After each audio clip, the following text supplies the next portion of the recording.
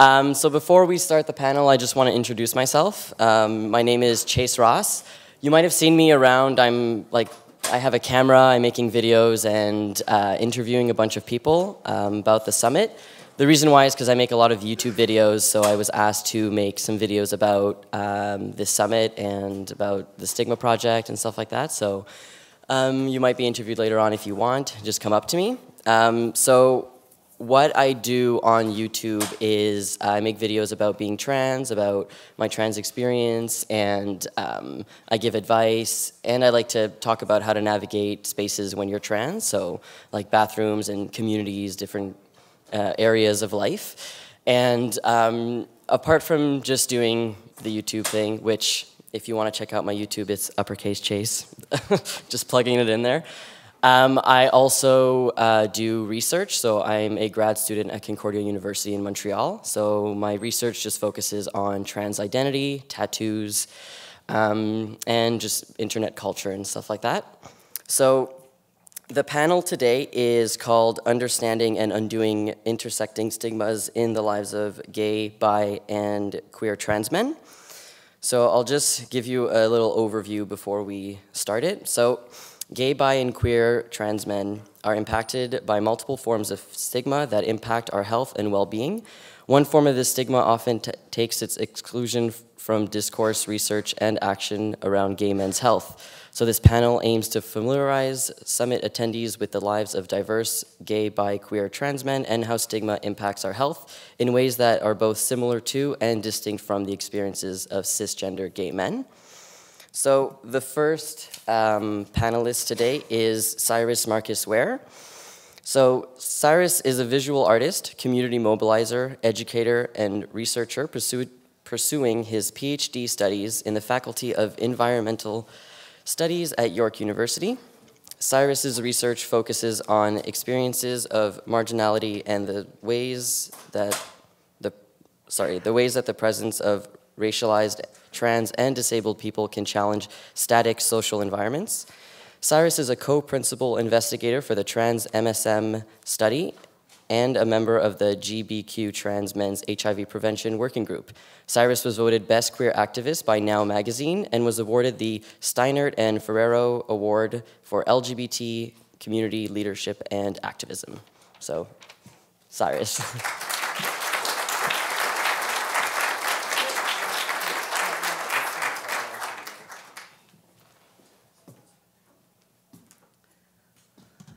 Hello, everybody.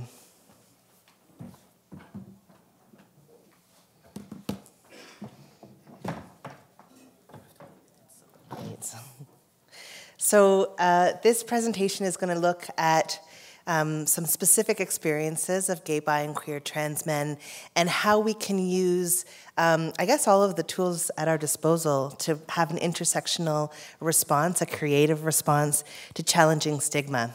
We know that trans people experience stigma that is very specific and unique to their positionality. So if you have an experience of being racialized, of having disability, of being working or lower class, these things impact our experience of stigma around our gender identity.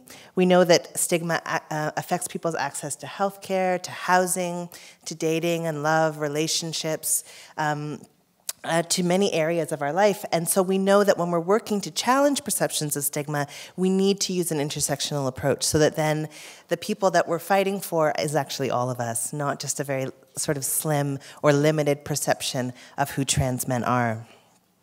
The presentation today, I'm going to specifically be looking at the experiences of gay trans men in gay men's communities. I'll be looking at trans folks of color's experience of trans, maybe sometimes white, trans spaces, disabled trans folks' experiences of LGBTQ spaces, and HIV stigma and trans people. So that's what I'm going to look at, and we'll go into different examples. So first, looking at gay, bi, queer, trans men in gay men's communities. This is a quote from a study that we did in 2006 that was called Getting Primed, which I'll talk about more in a minute. But this is a quote from one of the participants who said, I mean, there's so many things I wouldn't do when I was out, or people I wouldn't approach, or things I just wouldn't think about doing with other gay men. Even the ones who show signs of being interested, I just can't get my head around the what if. Maybe if you have a negative reaction, you know, in a real moment. So I think that does affect confidence. So that's sort of a nice kind of succinct snapshot of what some of the responses we got in that study. So Greta Bauer, Nick Redman, Kay Bradley, through the Transpulse Project, they released a position paper in 2002 called Gay, Bi, Queer, Trans Men, No Assumptions. And in it they say that we know that about 2/3 of trans guys are gay, bi, or MSM. We know that trans men have always been and are part of gay men's communities, yet sexual health resources, programming, services just aren't set up or ready to sort of meet the specific needs of trans guys within those communities. When we started doing our research through the Gay, Bi, Queer, Trans Men's Working Group, it really started originally in 2002 in Toronto. Our national, our sort of, not national, our local LGBT paper, Extra Toronto, which has since become an online source. They published this article by Jay Wallace that was called Trans Men Stake Their Place at the Baths. And it was his story just about his life and about going to the Bijou and accessing the slurp rail and just having great fun sex in this, you know, sort of public sex space. And the fact that they printed the article was really interesting, but what was also interesting was that there was maybe as much as 6 weeks of very angry letters to the editor, where gay guys who weren't trans were writing and saying, this is a takeover, what the hell is he doing at the Bijou, he shouldn't be there, trans men don't belong in our communities, essentially. There was quite a visceral series of letters that were printed by Extra, which is a question. And out of that sort of response, the AIDS Committee of Toronto and I did a needs assessment trying to understand just what was actually happening. So what were the experiences of trans people trying to access programs, services? Because it was through ACT, we did have a bit of an HIV focus, but more generally just thinking about it in the community. And from that needs assessment, we found that stuff that we already knew anecdotally to be true. Trans guys didn't know what their HIV risk was. They didn't have sexual health resources that were specific to their bodies. You know, the places that people were going for testing, like the Hassle-Free Clinic, had women and men's hours, and guys didn't really know which clinic they were supposed to go to. As one of the participants said, you know, there's no resources, sexual health resources for the kind of body I have and the kind of sex I had. So we created Primed, which was a sexual health resource for trans men who have sex with men. And the purpose of that was really just to try to meet that like really pressing need that came out of the needs assessment.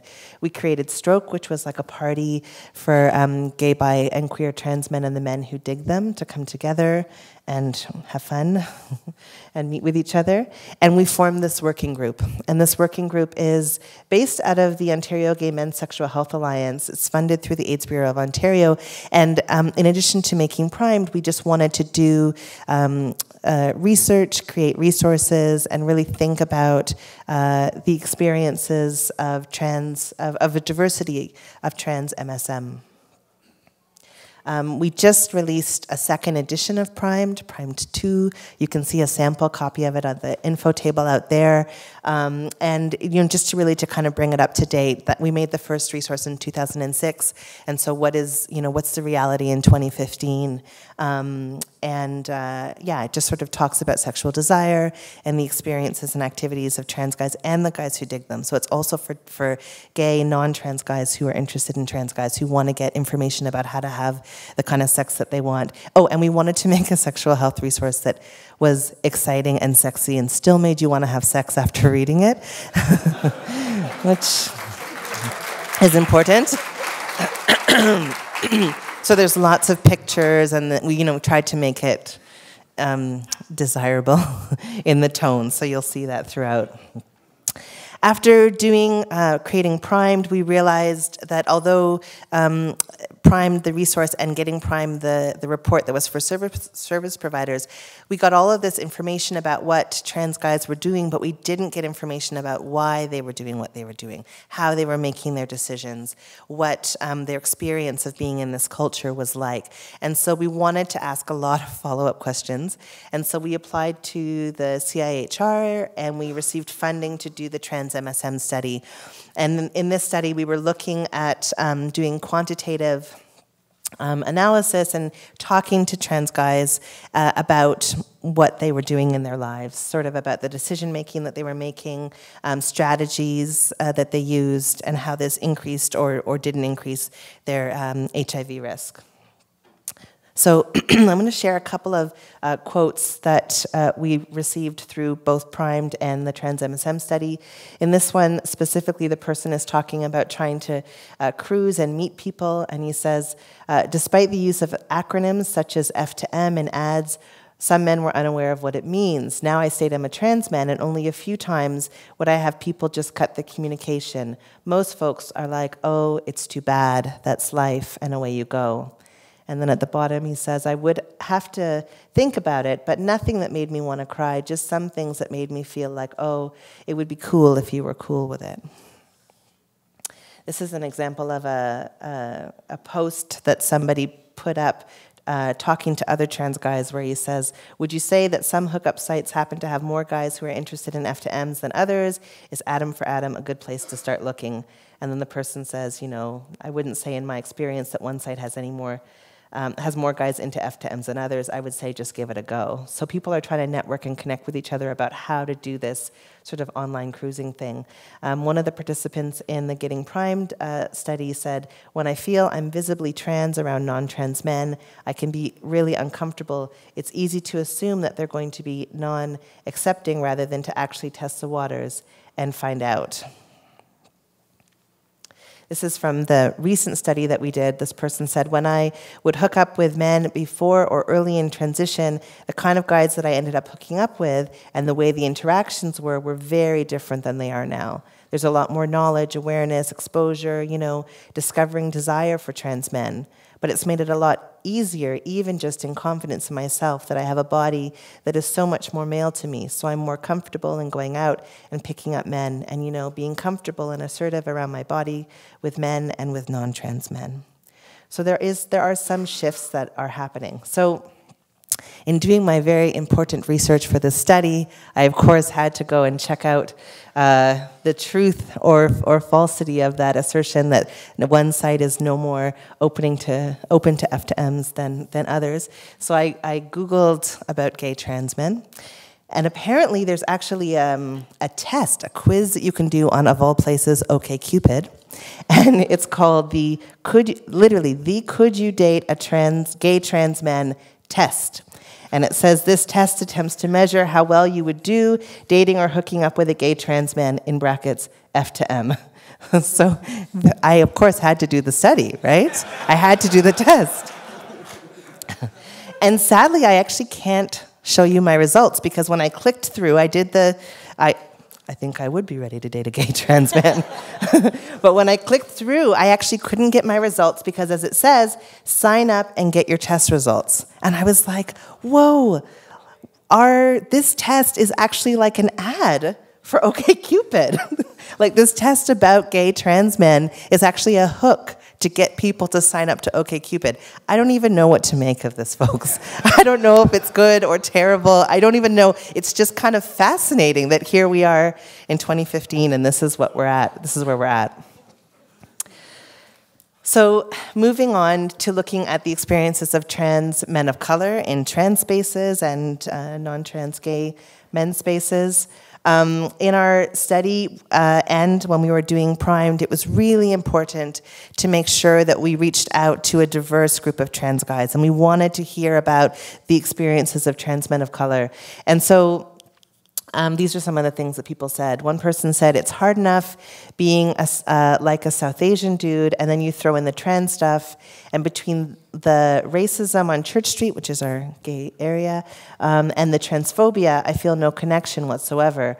I would like to, but I feel there are so many roadblocks around it, and even my own stuff in my head where I feel like I would be constantly questioning whether or not I fit in. Plus all the stuff around like mask dudes only and things around body image I don't even want to get into. So yeah, I don't want a connection. This other person said, I mean, of course the gay men's community is not homogeneous, so I don't feel comfortable in like bare spaces, for example, because I find them to be oriented towards a certain body type and hairiness and whiteness a lot of the time. Not that this is always the case, and of course the same thing with the twink community or something like that, and I'm not, you know. So people really talked about the ways that the ideal kind of gay men's body type and the racism and the ways that that kind of plays out for a lot of gay guys, trans or not, you know, was absolutely compounded when you added in the experience of transphobia and those experiences together. So this person is talking about just sort of being, speaking with a white gay trans man, his friend, and the differences of their experiences. So this guy says, my trans guy friends who are white and have a particular body type can really navigate through gay men's spaces and be accepted and be found attractive by gay men, whereas I don't really fit that. I had this conversation with a friend. He finds casual sex off the internet, and he was saying how almost all the guys he hooks up with are gay. And I was like, really? I was like, almost all the guys I hook up with are straight. My friend is white and has a particular body type and he can navigate. So I guess I do have some kind of resentment towards that. And my internalized kinds of oppressions or whatever, I internalize it. And I say, you know, to be found attractive by a gay man is like the ultimate high. So you can maybe extrapolate from that the kinds of, if that is the experience, the kinds of things that people are willing to do and the decision making that they make to be able to access that ultimate high. So in Ontario, there was a study called TransPulse. It was the largest study of trans people in Ontario that has ever been done. And they really had a lot of challenges in reaching racialized and diverse trans people, in particular Black and African diasporic trans men and women.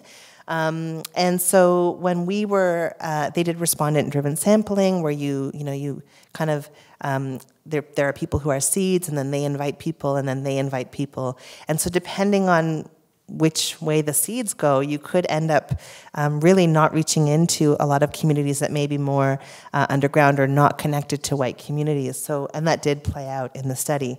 So when we did the trans MSM health study, when we did our study, we set rather ambitious goals. We really wanted to make sure that we were not replicating this erasure of trans people of color from research. And so we had a goal of getting almost 40% of our study be racialized and Indigenous guys. We wanted to make sure that it wasn't only focused on downtown Toronto, which always happens.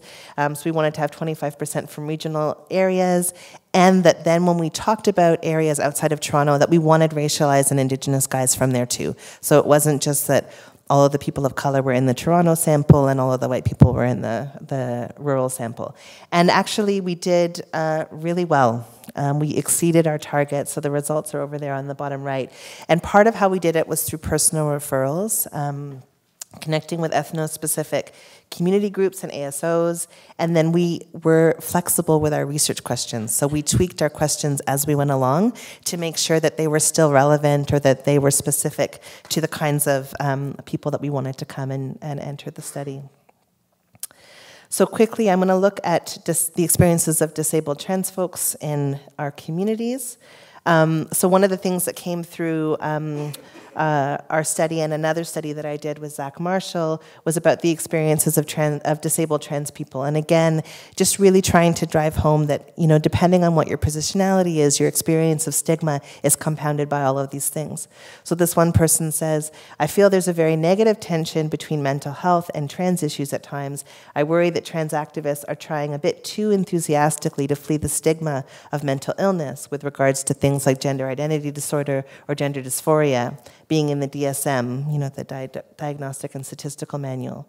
And this exacerbates the stigma on mental illness. What's so bad about being mentally ill? Surely the problem is the stigma attached to the various conditions in the DSM, more than GID or GD being in there. So this kind of activism that we do to try to address stigma around our experiences of gender as trans people can really ostracize people in our community who are already marginalized. This is another person who said, queer community events are always seem to be planned in non-accessible spaces. When it's brought to the organizer's attention, the response they usually give is something like, this space was all we could find, or well, we never thought about access since no one has brought it to our attention before. In other words, it's our fault for not doing their work for them, pointing out how exclusive their event is. Imagine being queer, of color, born with transsexualism and having a disability. It's hard to know where you're welcome sometimes. Seeing the signs that separate my identities, like queer and trans people welcome, have me still feeling somewhat as if I'm sort of another species, not human enough, not queer enough. So lastly, I wanted to talk about stigma around trans people and HIV and AIDS. The Gay Men's Sexual Health Network did an HIV stigma campaign in 2008, and actually you can check it out online, you can still see it. And what they did was they had 5 or 6 different moderators who participated in doing video blogs and then doing responses over a period of time. This is one of the moderators that they chose. I'm really glad that they chose to have trans guys as part of this campaign, and this is Nick Redman, and he talks about sort of this double bind of stigma around trans guys and HIV disclosure, and it's terrific, and you should totally check it out. In our study, Getting Primed, one of the guys said, I worry about what it is to be a gay man. Is it to have a lot of concerns or thoughts about HIV and what it means to be pause and all that stuff? And so I guess if part of what I worry about as well is if we don't feel validated and visible as gay men, I think we are more likely to become infected because people see that as being gay. So that's in 2008. And this is from Lou Sullivan, who said this in 1986, and it's terrible that there's such a similar sentiment. So Lou Sullivan, who was an F2M, who started F2M International, said in 1986, it is almost poetic justice that I've spent my whole life trying to be a gay man, running into a lot of opposition and being told that I couldn't do it, that it was impossible. And I feel that in a way, this AIDS diagnosis, because AIDS is still seen at this point as a gay men's disease, that it kind of proves that I did do it, that I was successful. I kind of took a perverse pleasure in contacting the gender clinics that rejected me and saying that they've told me for so many years that it was impossible for me to live as a gay man, but it looks like I'm going to die like one. So that's 1986, and this is 2008, right? It's the same statement. So this is another quick statement that someone said about being HIV positive. He says, I think around HIV stuff as well, to be someone who is HIV positive and trans, again, maybe made the weird sort of freakish interest or being treated like a freak. So this double bind of stigma. So putting it all together, it's really important to think about intersectionality. We know that through the quotes that I showed here, through our anecdotal evidence, I'm sure through your work, just in your daily work and the anecdotal evidence that you would have gathered from the research studies that I illustrated here, we know that unfortunately there's a lot that is the same. 1986, 2004, 2015, 2008, these same stories. So some things have changed and some are still the same. We know that trans folks have and are still fighting for self-determination, an end to gender policing, and liberation and justice that is intimately tied to disability justice, racial and economic justice, anti-colonialism, and other forms of marginalization. We know that trans, gay, bi, and queer trans, and trans MSM, who face multiple forms of marginalization, experience stigma that is unique and specific to their experiences, and this affects their access to healthcare, housing, support, etc. So when we're mobilizing and trying to think about what a challenge to stigma could look like in Canada, what a challenge to stigma could look like within gay men's communities, and what a challenge to stigma could look like in trans gay men's communities, we have to bring all of us along. We have to make to mount a campaign, to do this sort of mobilizing and movement building that actually is reaching all trans gay guys, because otherwise people will be slipping through the cracks. And because we want all of us to survive and to thrive. So maybe I'll end there. And I look forward to the questions. Thanks.